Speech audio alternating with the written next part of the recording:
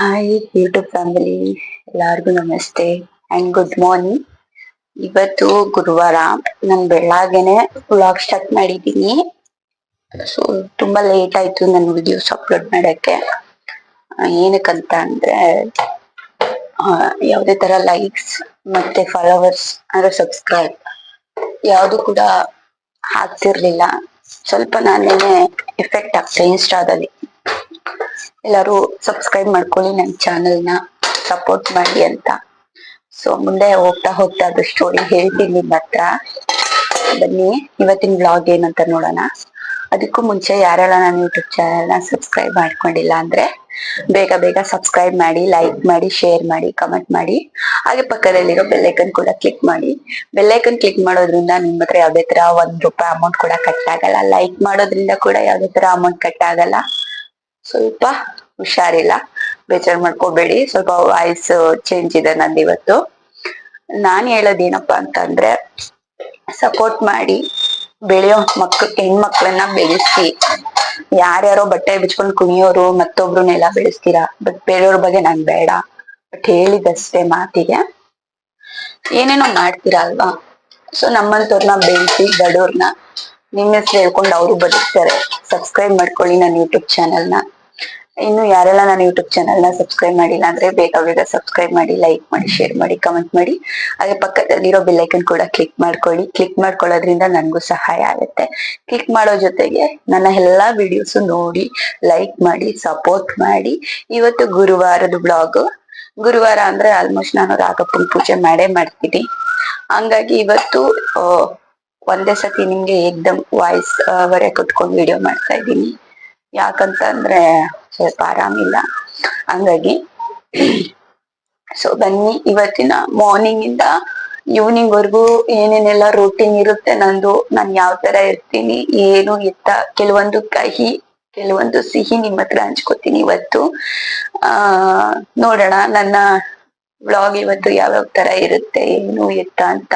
ಸದ್ಯಕ್ಕೆ ಇವಾಗ ಕಿಚನಿಗೆ ಬಂದಿದ್ದೀನಿ. ದೋಸೆಗೆ ಅಂತ ಹೇಳ್ಬಿಟ್ಟು ನೈಟ್ ಹಿಟ್ಟು ರುಬ್ಬಿಟ್ಟಿದ್ವಿ. ಇವತ್ತು ಗುರುವಾರ ಆಗಿರೋದ್ರಿಂದ ಅದಕ್ಕೆ ಸ್ವಲ್ಪ ಚಟ್ನಿ ಮಾಡ್ಕೊಳ್ಬೇಕು. ಅದಾದ್ಮೇಲೆ ಚೋಟು ಇನ್ನು ಮಲ್ಗೆ ಇದ್ದಾನೆ, ಚೋಟು ಎದ್ದಿಲ್ಲ.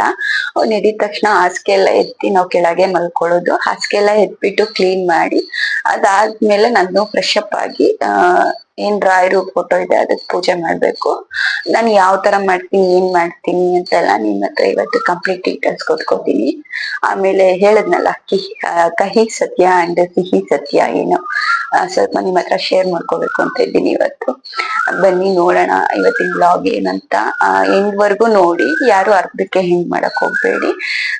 ಇವಾಗ ಕೆಲ್ಸಗಳಿದೆ, ಸ್ಟಾರ್ಟ್ ಮಾಡ್ತೀನಿ ನಾನು ಕೆಲ್ಸನ.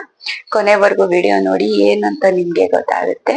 Thank you so much. ಹೀಗೆ ಸಪೋರ್ಟ್ ಮಾಡ್ತಾ ಇರಿ ನನ್ನ ಇನ್ಸ್ಟಾ ಫ್ಯಾಮಿಲಿ. ನಾನು ಹೇಳಿದ ತಕ್ಷಣ ಹೋಗಿ ನನ್ನ ಇನ್ಸ್ಟಾಗ್ರಾಮ್ ಬಾಯ್ಸ್ ಅಂಡ್ ಗರ್ಲ್ಸ್ ಯಾರಿದ್ದೀರೋ ಅವರೆಲ್ಲ, ಅಕ್ಕ ಹೇಳ್ತಿದ್ದಾಳೆ ಅಂತ ಹೋಗಿ ನನ್ನ ಯೂಟ್ಯೂಬ್ ಚಾನಲ್ನ ಸಬ್ಸ್ಕ್ರೈಬ್ ಮಾಡ್ಕೊಂಡಿರೋದಿಕ್ಕೆ ತುಂಬಾನೇ thank you so much. Please guys support ಮಾಡಿ. ಅಕ್ಕ ಅಕ್ಕ ಅಂತ ತುಂಬಾ ಪ್ರೀತಿಯಿಂದ ಮಾತಾಡಿಸ್ತೀರಾ, ನಂಗಂತೂ ತುಂಬಾನೇ ಖುಷಿ ಆಗುತ್ತೆ. ಇನ್ಸ್ಟಾದಲ್ಲಿ ಈ ತರ ನಂಗೆ ಯಾರು ಫ್ಯಾಮಿಲಿ ಇಲ್ಲ, ಮಾತಾಡಿಸ್ತಾರಲ್ಲ, ಅಕ್ಕ ಚೆನ್ನಾಗಿದ್ಯಾ, ಅಕ್ಕ ಕಾಫಿ ಕುಡ್ದ, ಅಕ್ಕ ಲವ್ ಯು ಅಕ್ಕ, ಇದ್ರೆಲ್ಲ ಮಾತಾಡಿದಾಗ ನಂಗೊಂಥರ ಏನೋ ಒಂಥರ ಖುಷಿ ಆಗುತ್ತೆ. ಸೊ ಸಪೋರ್ಟ್ ಮಾಡ್ತಾ ಇರಿ. Thank you so much. Love you all. ಬನ್ನಿ ಇವತ್ತಿನ ವ್ಲಾಗು ಯಾವ ತರ ಇರುತ್ತೆ ಮಾರ್ನಿಂಗ್ ಇಂದ ಈವ್ನಿಂಗ್ ವರ್ಗು ಅಂತ ನೋಡ್ಕೊಂಡ್ ಬರೋಣ. ಕೊನೆವರೆಗೂ ವಿಡಿಯೋ ನೋಡಿ, ಯಾರು ಅರ್ಧಕ್ಕೆ ಹೆಂಗ್ ಮಾಡ್ತೀವಿ ಬನ್ನಿ.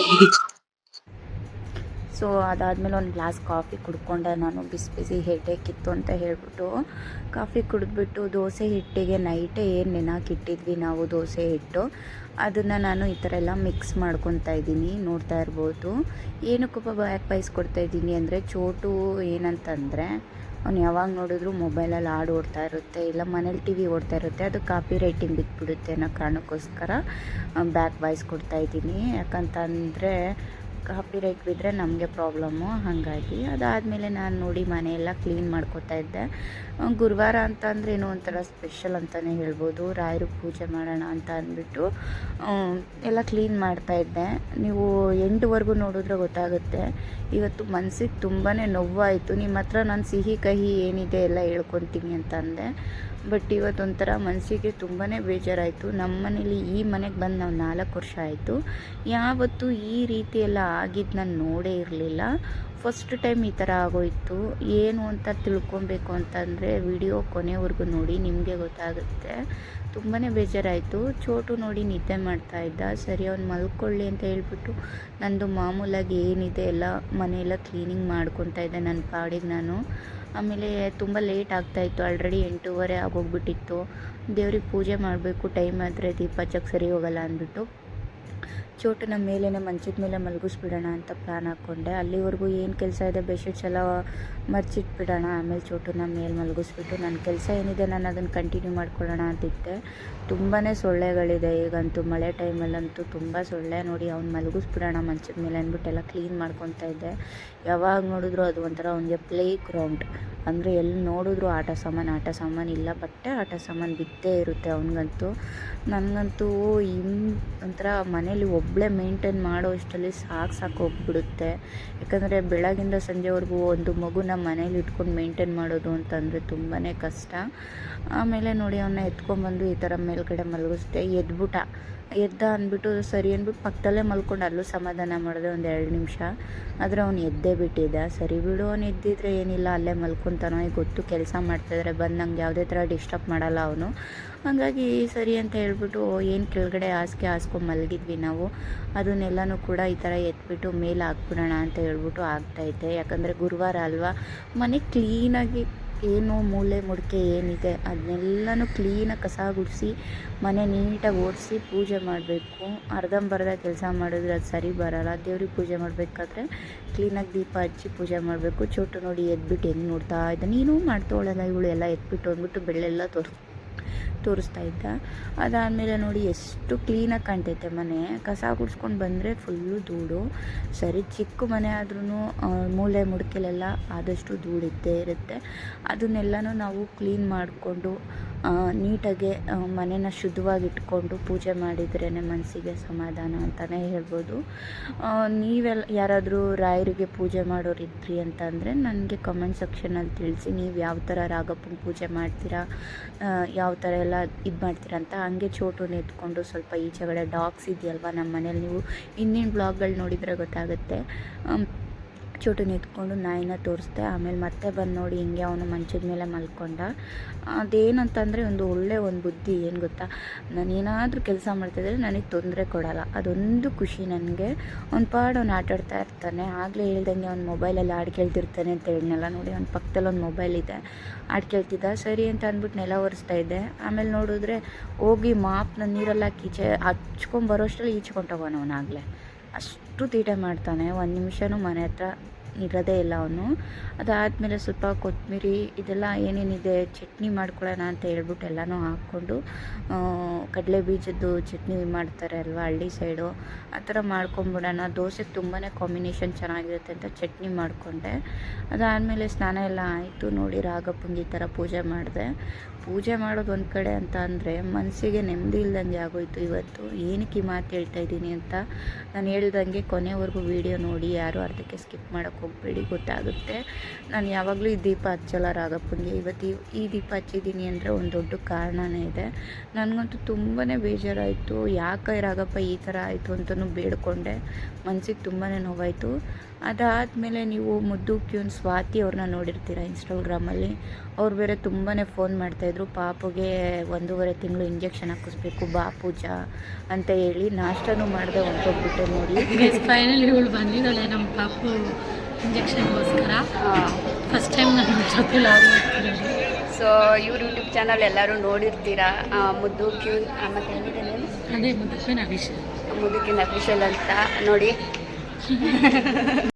ಅದಾದಮೇಲೆ ಚೋಟು ಈ ಥರ ತೀಟೆ ಎಲ್ಲ ಮಾಡ್ತಾಯಿದ್ದ, ಅಮ್ಮ ಅಂತ ಇದ್ದ. ಯಾಕಂದರೆ ಸ್ವಾತಿ ಬಂದು ಒಂದು 2 ತಿಂಗಳಿಂದ ನನಗೆ ಫ್ರೆಂಡು. ಬಟ್ ನಾವು ಜಾಸ್ತಿ ಫೋನಲ್ಲಿ ಮಾತಾಡ್ತೀವಿ, ಮೀಟ್ ಕೂಡ ತುಂಬ ಸತಿ ಮಾಡಿದ್ದೀವಿ. ನಾನು ಅವ್ರ ಮನೆಗೆ ಹೋಗ್ತೀನಿ, ಅವರು ನಮ್ಮ ಮನೆಗೆ ಎಲ್ಲ ಬಂದಿದ್ದಾರೆ, ಹೋಗಿದ್ದಾರೆ. ಬಟ್ ನಮ್ಮದು ಅವ್ರದ್ದು ಬಾಂಡಿಂಗ್ ಹೆಂಗೆ ಅಂತಂದರೆ ಜಸ್ಟ್ ಕಾಲಲ್ಲಿ ಮಾತಾಡ್ತೀವಿ ಅಷ್ಟೇ. ಬಟ್ ಅವ್ರ ಜೊತೆ ಯಾವತ್ತೂ ಫೋಟೋ ಆಗಲಿ ವಿಡಿಯೋ ಆಗಲಿ ಮತ್ತೊಂದಾಗಲಿ ತಗೊಂಡಿರಲಿಲ್ಲ. ಹಾಗೆ ಇವತ್ತು ಬೆಂಗಳೂರಿಗೆ ಹೋಗ್ಬಿಡ್ತೀನಿ ಪೂಜಾ ಅಂತ ಅಂದರು. ಸರಿ ಬಿಡು, ಪಾಪುನು ನೋಡ್ದಂಗೆ ಆಗುತ್ತೆ ಅಂತ ಹೇಳಿ ಅವ್ರ ಮಗಳನ್ನ ಎತ್ಕೊಂಡು ಮಾತಾಡಿಸ್ತಾ ಇದ್ದೆ. ಸೂರ್ಯನ ಅಲ್ಲೇ ವಿಡಿಯೋ ಮಾಡಿಕೊಟ್ರು ನನಗೆ. ನೋಡಿ ಅವ್ರ ಪಾಪುನ ಎತ್ಕೊಂಡೆ, ತುಂಬಾ ಖುಷಿ ಆಯಿತು, ತುಂಬ ಜೆನ್ಯೂನ್ ಅಂತ ಹೇಳ್ಬೋದು.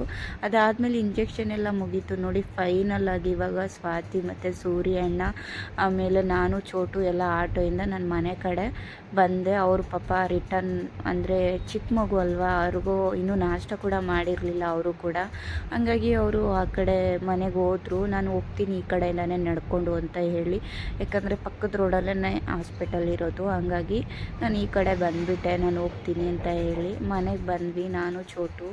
ಮನೆಗೆ ಬಂದಿದ ಮೇಲೆ ಇವಾಗ ನಿಮಗೆ ನಾನು ಹೇಳ್ತಿದ್ನಲ್ಲ ಇಷ್ಟೊತ್ತು ಫುಲ್ ವಿಡಿಯೋ ನೋಡಿ ಅಂತ. ನೋಡಿ ಇವತ್ತಿನ ಕಾರಣ ಏನಂದರೆ, ಇಲ್ಲಿ ಏನಿದೆ ಸ್ಟ್ಯಾಂಡು ಅದು ಬಿದ್ದೋಗ್ಬಿಡ್ತು. ನಾನು ಅಲ್ಲೇ ಫೋಟೋ ಕೂಡ ಹಾಕಿದ್ದೀನಿ, ನೋಡ್ತಿರ್ಬೋದು. ಮನೇಲೆಲ್ಲ ಕುಂಕುಮ ಅರಿಶಿನ ಎಲ್ಲ ಚೆಲ್ಲೋಯ್ತು. ಆಮೇಲೆ ಸಾಯಿಬಾಬಾ ಫೋಟೋ ಕೂಡ ಅಂದರೆ ವಿಗ್ರಹ ಏನಿದೆ ಅದು ಒಡೆದೋಯ್ತು. ಆಮೇಲೆ ಚೋಟುನ ಅಮ್ಮ ಬಂದು ಮಲಗಿಸ್ತಾಯಿದ್ರು ನೋಡಿ. ಎಲ್ಲನೂ ಈ ಥರ ಎಲ್ಲ ತುಂಬಿ ಎತ್ತಿ ಮೇಲ್ಕಿಡ್ತಾ ಇದ್ದೀನಿ. ಏನು ಅಂತ ಗೊತ್ತಿಲ್ಲ, ಇದು ಸಪೋರ್ಟಿವ್ ಆಗೇ ಇತ್ತು, ಗಟ್ಟಿಯಾಗೇ ಇತ್ತು ಸ್ಟ್ಯಾಂಡು ನೋಡಿ. ಈ ಥರ ಅಲ್ಲಿಲ್ಲೇ ಬಿರುಕು ಬಿಟ್ಕೊಂಡು ಫುಲ್ ಕೆಳಗೆ ಬಿದ್ದು ಅರಿಶಿನ ಕುಂಕುಮ ಎಲ್ಲ ಚೆಲ್ಲೋಗಿತ್ತು. ಇಷ್ಟೆಲ್ಲ ಮನೇಲಿ ಪ್ರಾಬ್ಲಮ್ ಆಗಿದ್ರು ಕೂಡ ಸ್ವಾತಿ ಬಂದಿತ್ತು ನೋಡಿ. ಖುಷಿಯಾಗಿ ಆ ಕಡೆ ಹೊಂಟೋದೆ. ಪೂಜೆ ಮಾಡಬೇಕಾದ್ರೆ ಕೈಯೆಲ್ಲ ನಡುಗ್ತಾಯಿತ್ತು ನನಗೆ. ಈಗಲೂ ಕೂಡ ಅದನ್ನು ನಾನು ಇಮ್ಯಾಜಿನೇಷನ್ ಮಾಡ್ಕೊಳಕ್ಕಾಗ್ತಿಲ್ಲ. ಏನಕ್ಕೆ ಈ ಥರ ಆಯಿತು? 4 ವರ್ಷದಿಂದನೂ ಪೂಜೆ ಮಾಡ್ತಾಯಿದ್ದೀನಿ ನಾನು, ಯಾವತ್ತೂ ಅದು ಆ ಥರ ಬಿದ್ದಿಲ್ಲ. ಏನಕ್ಕೆ ಈ ಥರ ಬಿದ್ದೋಯ್ತಲ್ಲ ಅಂತ ನಂಗೆ ತುಂಬಾ ನೋವಾಯಿತು, ಬೇಜಾರು ಕೂಡ ಆಯಿತು. ಯಾಕೆ ಅಂತ ನಾನು ಎಕ್ಸ್ಪೆಕ್ಟೇಷನ್ ಕೂಡ ಮಾಡೋಕ್ಕಾಗಿಲ್ಲ. ಅರಿಶಿನ ಕುಂಕುಮ ಮನೇಲೆಲ್ಲ ಚೆಲ್ಲೋಯ್ತು ನೋಡಿ. ಬೆಳಗ್ಗೆ ಅಷ್ಟೇ ನಾನು ಬೆಡ್ಶೀಟ್ ಎಲ್ಲ ರೆಡಿ ಮಾಡಿದ್ದೆ, ಅಲ್ಲೆಲ್ಲ ಅರಿಶಿನ ಕುಂಕುಮ ಅಂದರೆ ಈ ಮಂಚದ ಮೇಲೇ ದೇವ್ರ ಫೋಟೋ ಇರೋದು. ಎಲ್ಲನೂ ಅರಿಶಿನ ಕುಂಕುಮ ಎಲ್ಲ ಮಂಚದ ಮೇಲೆ ಬಿದ್ದೋಯ್ತು. ಸಾಯಿಬಾಬಾ ವಿಗ್ರಹನೂ ಒಡೆದೋಯ್ತು. ಅದಕ್ಕೆ ಎಲ್ಲನೂ ಮತ್ತೆ ಬೇರೆ ಬೆಡ್ಶೀಟ್ಸ್ ಎಲ್ಲ ಹಾಕಿ ಕ್ಲೀನ್ ಮಾಡಿ, ದೋಸೆ ಮಾರ್ನಿಂಗ್ ಏನು ಟಿಫನ್ನೇ ಮಾಡಿರಲಿಲ್ಲ ನಾನು ಗೊತ್ತಾ. ಹಂಗೆ ಬೇಜಾರಾಗ್ಬಿಟ್ಟಿತ್ತು. ಹಂಗೆ ಸ್ವಾತಿನ ನೋಡಿಕೊಂಡು ಹಂಗೇ ಬಂದು ನಾಷ್ಟ ಮಾಡೋಣ ಅಂತ ಅಂದ್ಬಿಟ್ಟು ಬಂದರೆ ಮನೇಲೆಲ್ಲ ಫುಲ್ಲು ಗಲೀಜಾಗ್ಬಿಟ್ಟಿತ್ತು. ಯಾಕಂದರೆ ಫೋಟೋದೆಲ್ಲ ಬಿದ್ದು ಎಲ್ಲ ಧೂಳಾಗ್ಬಿಟ್ಟಿತ್ತು. ಚೋಟು ಕೂಡ ಮಲ್ಕೊಂಡು ನಿದ್ದೆ ಮಾಡ್ತಾಯಿದ್ದ. ಸರಿ ನಾನು ಮಾರ್ನಿಂಗಿಂದ ಟಿಫನ್ ಅಂತೂ ಮಾಡಿಲ್ಲ, ಈಗಾದರೂ ಟಿಫನ್ ಮಾಡೋಣ, ಬೆಳಗಿಂದನೂ ಮನಸ್ಸಿಗೆ ನೆಮ್ಮದಿ ಇಲ್ಲ ಅಂತ ಹೇಳ್ಬಿಟ್ಟು ನೋಡಿ 1:15 ಆಗಿದೆ ಟೈಮು. ಇವಾಗ ಟಿಫನ್ ಮಾಡೋಣ ಅಂತ ಹೋದೆ. ಕಹಿ ಸಿಹಿ ಸತ್ಯ ಏನು ಹೇಳ್ತೀನಿ ಅಂತ ಅಂದ್ಕೊಂಡು ನೋಡಿದ್ರೆ ಈ ಥರ ಮನೇಲಾಗೋಯ್ತು. ಈ ಥರ ಸ್ಟ್ಯಾಂಡ್ ಬಿತ್ತು. ನನಗೆ ಅದೇನು ಕೆಟ್ಟದ ಒಳ್ಳೇದ ಒಂದು ಗೊತ್ತಾಗಿಲ್ಲ. ನನಗೆ ತುಂಬಾ ಬೇಜಾರಾಯಿತು. ಸೊ ಇವಾಗ ನೋಡಿ ದೋಸೆ ಮತ್ತು ಚಟ್ನಿ ತಿಂತಾಯಿದ್ದೀನಿ. ಸೊ ಯಾರೆಲ್ಲ ಈ ವಿಡಿಯೋನ ಕೊನೆವರೆಗೂ ನೋಡಿದ್ದೀರಾ, thank you so much. Subscribe ಮಾಡ್ಕೊಳ್ಳಿ ನನ್ನ ಯೂಟ್ಯೂಬ್ ಚಾನಲ್ನ, ಸಪೋರ್ಟ್ ಮಾಡ್ತಾಯಿರಿ ಯಾವಾಗಲೂ ಅಂತ ಕೇಳ್ಕೊತೀನಿ. ನಿಮ್ಮನೆ ಮಗಳು ಅಂತ ಬೆಳೆಸಿ ಸಬ್ಸ್ಕ್ರೈಬ್ ಮಾಡ್ಕೊಂಡು ಯಾರು ಅನ್ಫಾಲೋ ಮಾಡೋಕ್ಕೆ ಹೋಗಬೇಡಿ. ಥ್ಯಾಂಕ್ ಯು ಸೋ ಮಚ್ ಯಾರೆಲ್ಲ ನನ್ನ ವಿಡಿಯೋ ನೋಡಿದ್ದೀರಾ, ಥ್ಯಾಂಕ್ ಯು ಸೋ ಮಚ್. ಇದೇ ರೀತಿ ಸಪೋರ್ಟ್ ಮಾಡ್ತಾಯಿರಿ. ಯಾವಾಗಲೂ ನಿಮಗೆ ಒಳ್ಳೊಳ್ಳೆ ಕಂಟೆಂಟ್ ವಿಡಿಯೋಗಳನ್ನ ಕೊಡ್ತಾ ಇರ್ತೀನಿ. ನನಗಂತೂ ತುಂಬಾ ಬೇಜಾರಾಗಿದೆ ಇವತ್ತು. ಇನ್ನೊಂದು ಹೇಳ್ತೀನಿ, ಆ ಥರ ಅರಿಶಿನ ಕುಂಕುಮ ಚೆಲ್ಲಿ ಮನೇಲಿ ಆ ಥರ ಕೆಳಗೆ ಬಿದ್ದರೆ ಏನು ಅಂತ ನನಗೆ ಗೊತ್ತಿಲ್ಲ, ಗೊತ್ತಿದ್ದರೆ ಹೇಳಿ.